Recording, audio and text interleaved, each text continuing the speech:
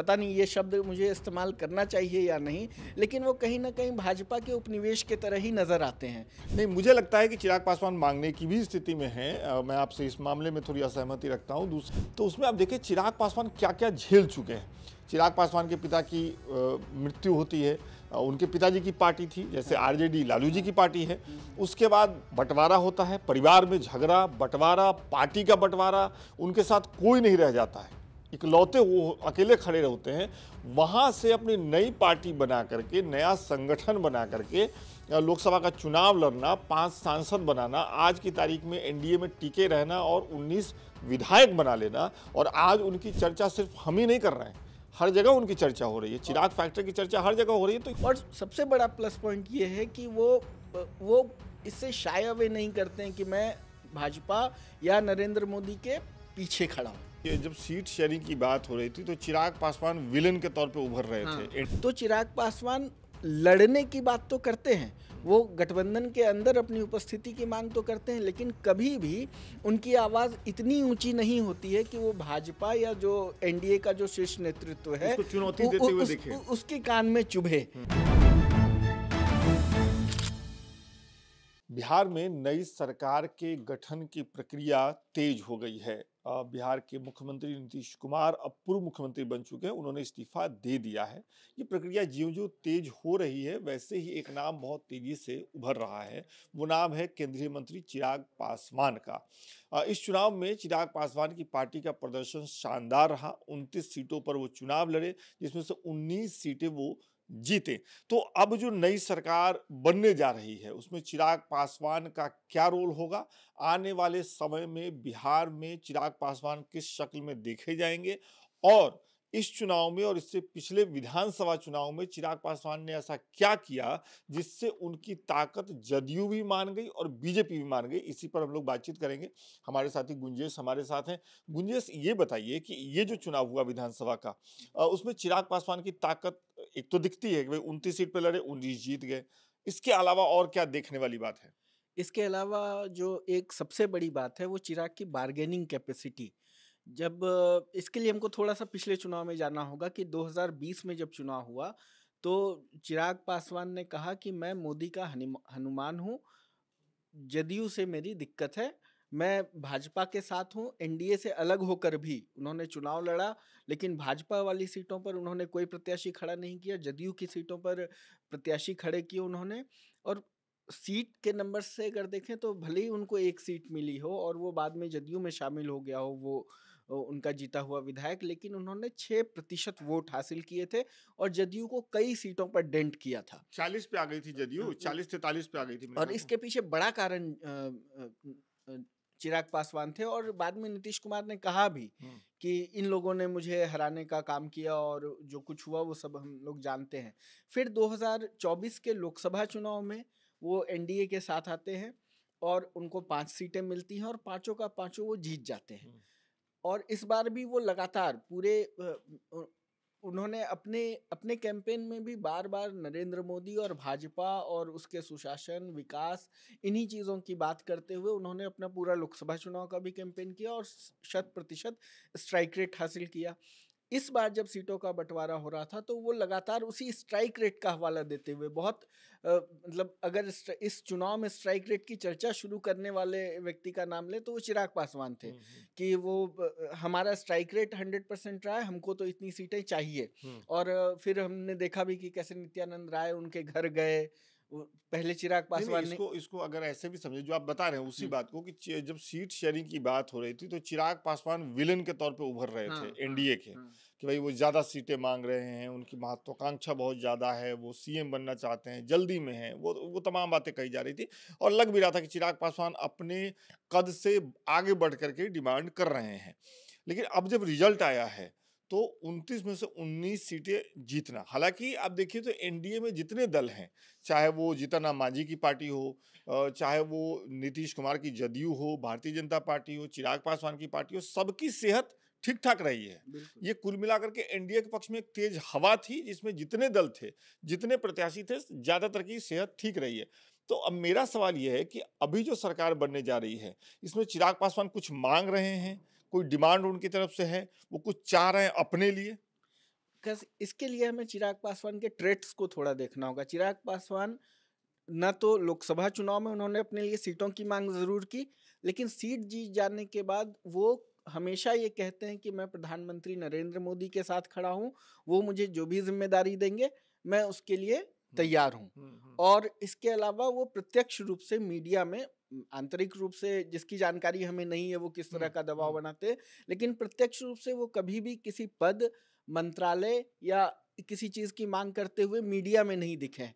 इस बार भी जब सीटों को लेकर काफी चल रहा था, तनातनी का माहौल, कहा जा रहा था कि एनडीए में सब कुछ ठीक नहीं है, टिकट की सीटों के बंटवारे से पहले एक बार नित्यानंद राय उनके घर जाते हैं, चिराग पासवान उससे 5 मिनट पहले निकल जाते हैं, फिर कहा जाता है कि उनके घर से दोबारा उनकी माँ ने उनको फोन किया, फिर वो वापस गए और उसके बाद चीजें सेटल हो गई।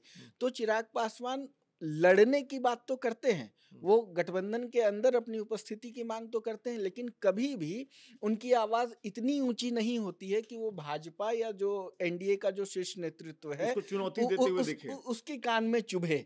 ये बहुत ही सटल चिराग की राजनीति है, जिसमें वो बाकी दलों के साथ लड़ते भिड़ते दिखते हैं, खुलेआम चुनौती दे देते हैं, लेकिन इस बार तो उन्होंने ये भी कहा बीच चुनाव में भी कि नीतीश कुमार ही हमारे मुख्यमंत्री थे, मुख्यमंत्री रहेंगे।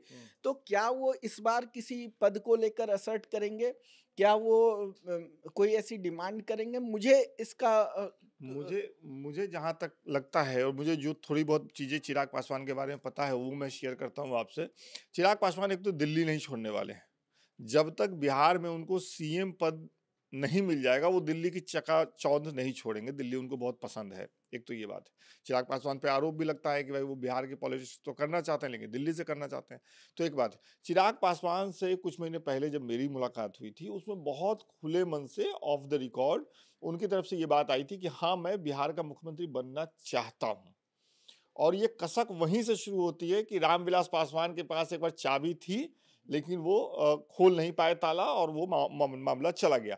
चिराग पासवान अभी तो अपने लिए कुछ नहीं मांगेंगे जहां तक मुझे लगता है, लेकिन वो इस बात पे नजर बनाए रखेंगे कि नीतीश कुमार अगर सीएम बनते हैं तो क्या अपना पूरा कार्यकाल 5 साल का पूरा करते हैं या बीच में ही किसी भी वजह से सीएम के पद को खाली करने की बात होती है, तब चिराग पासवान अपनी दावेदारी जरूर पेश करेंगे, क्योंकि वो बिहार में सिर्फ एक पद चाहते हैं और वो है मुख्यमंत्री का पद।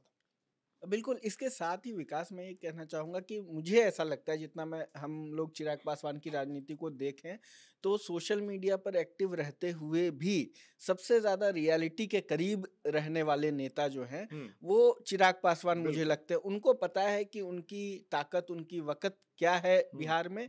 जैसे इस बार, पिछली बार 2020 के चुनाव में उनको 6% वोट मिले थे। इस बार उनका वोट शेयर 2% कम होकर 4 पर आ गया है। भले ही उनके सीटों की संख्या बढ़ी हो एनडीए और जदयू और भाजपा के साथ आने के बाद, लेकिन क्या चिराग पासवान अगर अकेले लड़ते तो वो कुछ कर पाते? और राजनीति में जब आप किसी पद की को असर्ट करते हैं तो सबसे जरूरी होती है आपकी अपनी ताकत क्या है। और चिराग पासवान इसको अच्छे से जानते हैं कि ये 2% का जो फासला है, जो पिछली बार अकेले लड़कर उन्होंने 6% हासिल किया और इस बार वो 4 पे रह गए, भले ही सीटों की संख्या उनकी ज्यादा रही हो, लेकिन वो बिना भाजपा, बिना जदयू के भी इस समय बिहार में कोई ऐसे बड़ी ताकत नहीं और इस है। बात को चिराग पासवान जानते हैं, मुझे लगता है, और इसलिए वो दिल्ली की राजनीति में खुश हैं, क्योंकि उनको पता है वो बिहार में इस समय वो, क्योंकि हम जो बात कर रहे हैं कि रामविलास पासवान के पास मौका था, उस समय रामविलास पासवान को 12% वोट मिले थे और 29 सीटें आई थी। वो लोजपा का सबसे बड़ा आंकड़ा है। तो उस आंकड़े से अभी भी चिराग पासवान काफी दूर हैं, और न ही चिराग पासवान उस तरह का कद बन पाए हैं बिहार में जो रामविलास पासवान का था। वो अभी भी कहीं ना कहीं, अगर ये पता नहीं ये शब्द मुझे इस्तेमाल करना चाहिए या नहीं, लेकिन वो कहीं ना कहीं भाजपा के उपनिवेश के तरह ही नजर आते हैं, जो भाजपा के सहयोगी, भाजपा के साथ साथ काम करते हैं और उसके गठबंधन के अंदर एक बैलेंस बनाते हुए दिखते हैं। ठीक है, हाँ बताइए। इसलिए मुझे लगता है कि चिराग पासवान जल्दी में तो बिल्कुल नहीं है। हाँ, अगर भाजपा की तरफ से उनको कुछ ऑफर किया जाएगा तो वो अपने कद के हिसाब से अपने अपने भविष्य को निश्चित रूप से कैलकुलेट करेंगे। वो मांगने की स्थिति में नहीं है, हाँ ना करने की स्थिति में जरूर है। ठीक है। नहीं, मुझे लगता है कि चिराग पासवान मांगने की भी स्थिति में है। मैं आपसे इस मामले में थोड़ी असहमति रखता हूँ। दूसरा, इससे मेरी आपसे सहमति है कि चिराग पासवान हकीकत की ज़मीन पर हैं और वो जानते हैं कि उनकी ताकत क्या है, कितनी है और मुख्य ताकत कहाँ छिपी हुई है। वो असली ताकत समझ रहे हैं और उसके हिसाब से ही काम कर रहे हैं। जैसा हम लोग बातचीत कर रहे थे कि आप देखिए कि चिराग पासवान बिहार के युवा नेताओं में, जैसे अब तेजस्वी यादव और चिराग पासवान को ही आमने-सामने रखेंगे, दूसरा कोई तो दिखता नहीं अभी फिलहाल। तो उसमें आप देखिए चिराग पासवान क्या-क्या झेल चुके हैं। चिराग पासवान के पिता की मृत्यु होती है। उनके पिताजी की पार्टी थी, जैसे आरजेडी लालू जी की पार्टी है। उसके बाद बँटवारा होता है, परिवार में झगड़ा, बँटवारा, पार्टी का बँटवारा, उनके साथ कोई नहीं रह जाता है। इकलौते वो अकेले खड़े होते हैं। वहाँ से अपनी नई पार्टी बना करके, नया संगठन बना करके लोकसभा का चुनाव लड़ना, 5 सांसद बनाना, आज की तारीख में एनडीए में टिके रहना और 19 विधायक बना लेना और आज उनकी चर्चा सिर्फ हम ही नहीं कर रहे हैं, हर जगह उनकी चर्चा हो रही है। चिराग फैक्टर की चर्चा हर जगह हो रही है, तो ये कामयाबी चिराग पासवान की है।